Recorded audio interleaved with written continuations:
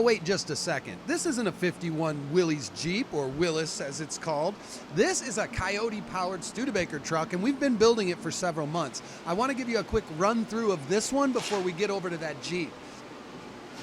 We've made some modifications to the stock Ford airbox, and you can do this too. There's no reason to spend $300 on a cold air intake. You can make one just like I had these lines made, and wouldn't you know, the hose is blue in color, and I don't like that. It's good, but not for this build, so I'll put covers over that.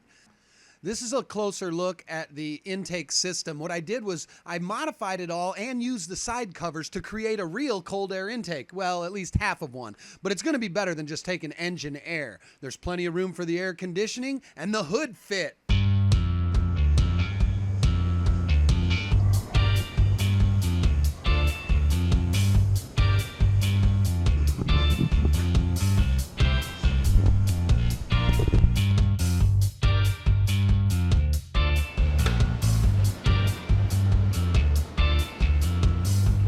A quick run through of what's going on in this garage. I've got to go over to my buddy's and see what's going on in his garage.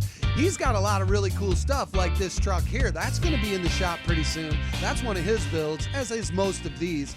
This little hairdresser's car, the only reason that we still have this around is it's so fast and so much fun to drive. Now, is it as fun to drive as this big orange beast over here? I don't think so. That thing is designed to hold 5 BMX bikes in the trunk. Trust me, I know.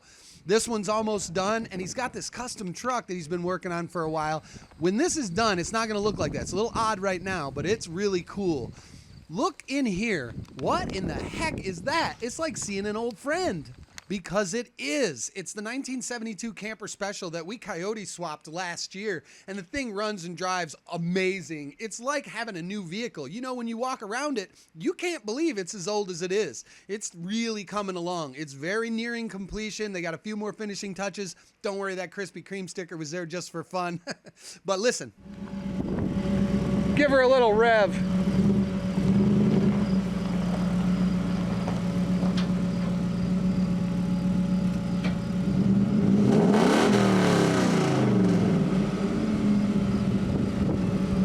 Man, that thing sounds like a beast. Once it hits the tuner, already I guess it's tough to keep the back wheels from breaking loose. So once it hits the tuner, it's gonna be really sweet. They've done a great job. The air's cold, the seat's nice. It's just, I'm really, really happy that I got back to see this thing. You know, it is like an old friend. Speaking of an old friend, I gotta get to this Jeep.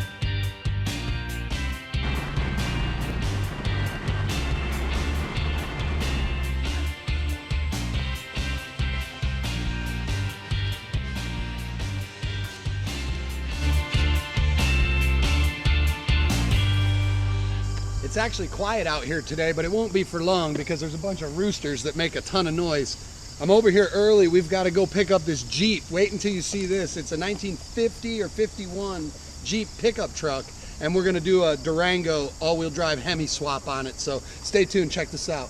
But not before turning my buddy's pickup truck into a tow truck so we can actually move our own stuff around. It's at this point that we arrive to meet the driver, and my buddy is trying to convince me to talk to this guy in a thick accent. I can't. I just couldn't do it. But we met him and we got the thing back. Check it out. Seeing it in person is always different than the first time you see it on the internet. It has a different chassis on it in person. This is a Tahoe system that they just set underneath it so that we could transport the thing. After all, I only need the body. I also only need to go back and finish this 50 Studebaker truck that I've been working on for a couple of months. This truck's getting so close that I'm getting a little excited about it. We have everything we need to make it run and drive. This fuel system was expensive and it was a little bit tedious in putting it in, but all things told, it wasn't that bad. I'm making really good progress on this truck. The coolant system, as you just saw, that's all ready to go pretty much. I still have the interior heater core to put in and the fan, but I started on the fuel system because really, once I put this fuel system in, I should be able to power this thing up and move it, and that's great. But one thing occurred to me while I was putting the sending unit in. The fuel level sender has an ohms rating, and it has to match the gauge that you're using. Now, I use some very expensive gauges on this truck, and of course they want us to use their sending unit, and I completely forgot about it. I just used the one that I have.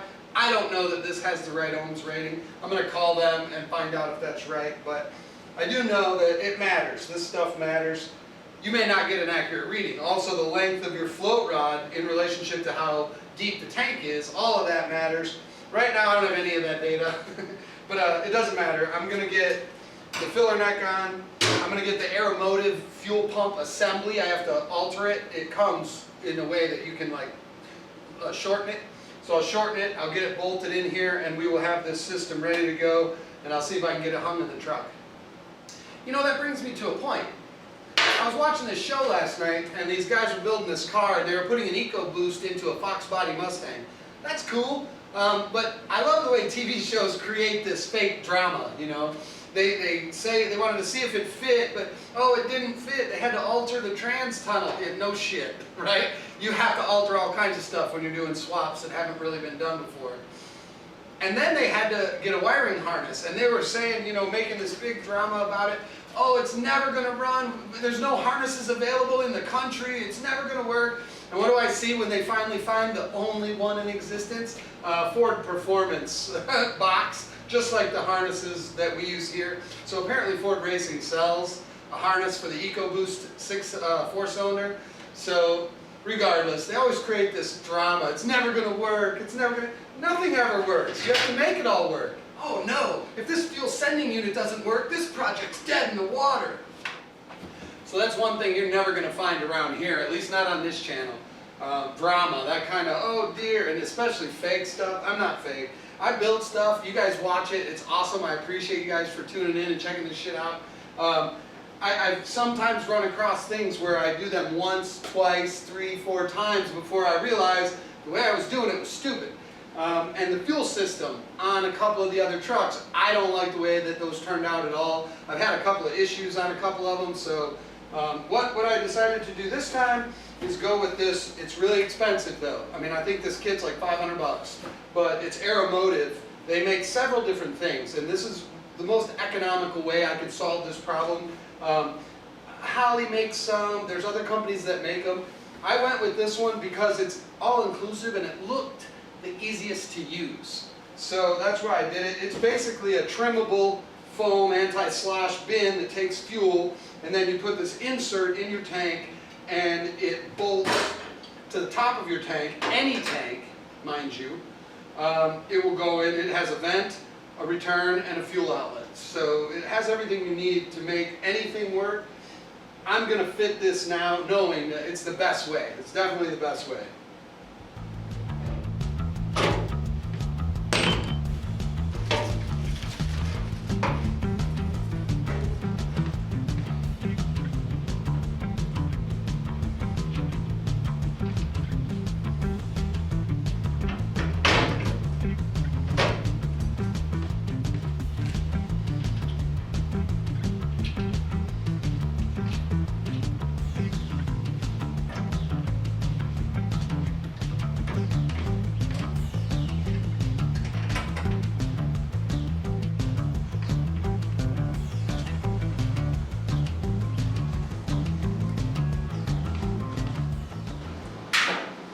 I just got back from picking up the rest of the power steering hose fittings. I had the lines made. Although I have my own crimp tool now, I was there and they said, we'd rather that we crimped them than you use our fittings in your machine. And I tend to agree. Had I ordered it all, I'd have done it myself. So I just let them do it. While I was there, I looked into getting the rest of the fittings for the top of that fuel tank. And of course they had them, so it worked out really well. And then I have a few additional fittings, these AN or JIC 37 degree. That's what I'm going to use to run the fuel line, really neat and strapped. It's going to look like proper plumbing down there. Right now I got to go change. I need to get in some dirty clothes so I can lay on the floor and finish welding the tank support. And then we'll finish up this plumbing bit, and I'm going to wire it and fire it.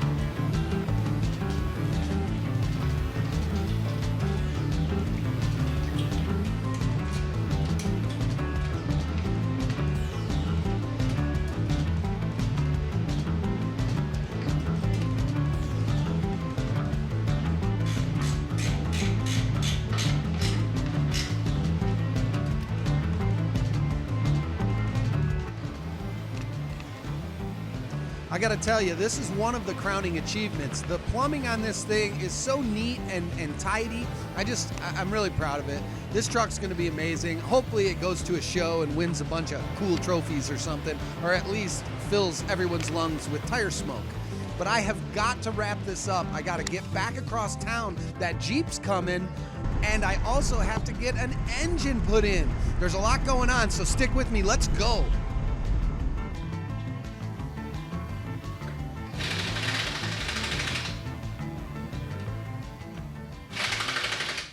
If you've been watching the channel, you probably know that we have this 1965 Chevy truck going on. And if you remember back to a couple of videos ago, this engine, a known good 327, was not good. It actually has a cracked block or something. We don't know, but it's mixing water and oil real bad. So we were going to put a diesel in it. So we got a diesel truck. That's going to have to wait for another time. What we do have right now is a good 327 that was off an old drag car. And this one is guaranteed good. So this 327 is going to replace this 327, and that's what I'm going to do right now. So I couldn't get my round self leaning in far enough, and it just occurred to me that this is a position one doesn't find themselves in very often. I'm standing on the frame rails with the engine right here, and suddenly everything is really easy to reach. I think I just figured out Chevys.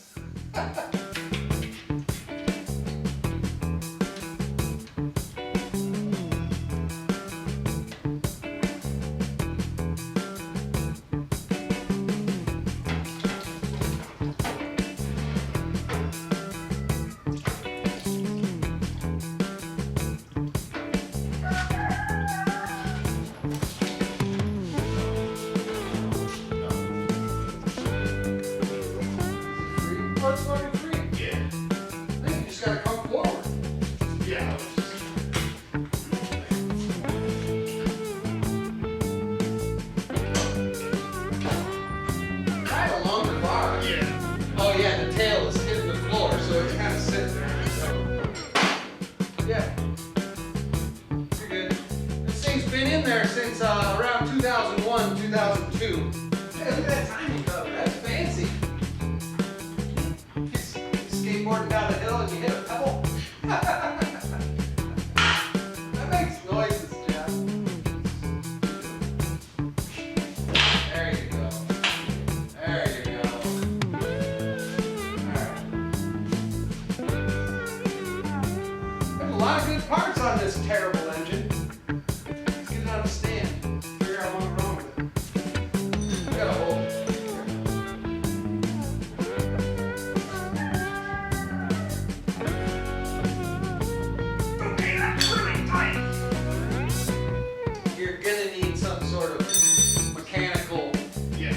Assistance.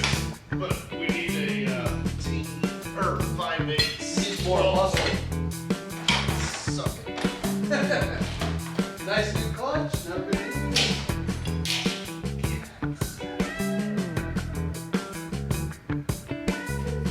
Well, there's definitely water inside this motor.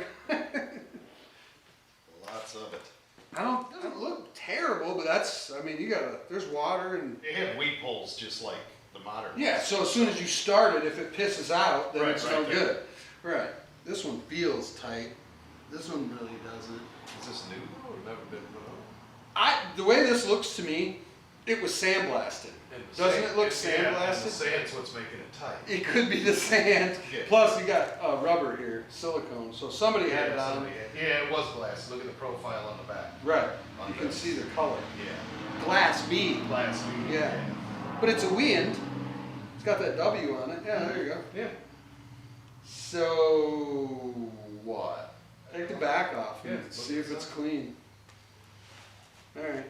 Well, I'll come back tomorrow, see if I can get all the parts switched over. What do I need to buy for this to make it run? Anything? Oh! It didn't come shooting out. It went bleh, bleh, bleh. Oh, here comes the water now. Oh yeah, that's a lovely color. That's a lovely bunch of coconuts.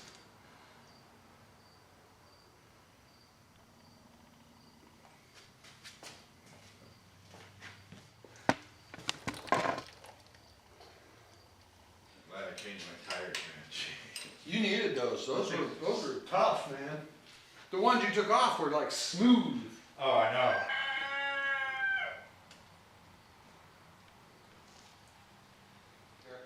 This engine supposedly ran 13 seconds in the quarter in a Camaro, I believe this was in.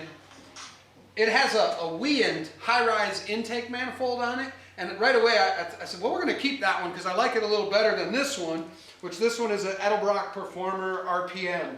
And it's almost high-rise, it's semi-high-rise, and I have a feeling that these are just cheaper. And this being in a drag car, I'm inclined to use this one. I don't really care about fuel economy, so I'll get this motor cleaned up. I think we're going to reuse this.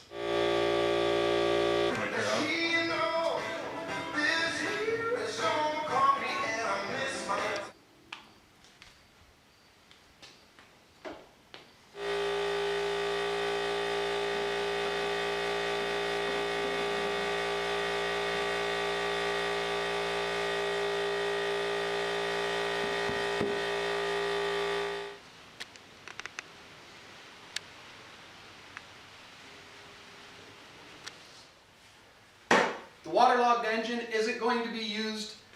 It may get rebuilt. I'm not sure what's going to happen with that one.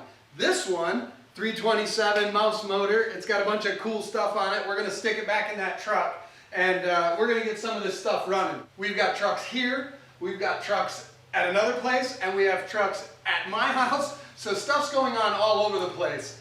I want you to stay tuned to the channel, and if you haven't looked at any of the other videos, go back and have a look at some of that stuff, because if you haven't seen it, I think you're going to enjoy it. There's been a lot of crazy stuff this summer. We don't have much time working outdoors before the snow flies around here, and we're all going to be bundled up and stuck inside. That's not always a bad thing, so please remember to stay tuned to the channel. Please remember to like, subscribe, and share everywhere you see fit. Thank you. I appreciate each and every one of you. I'll see you soon.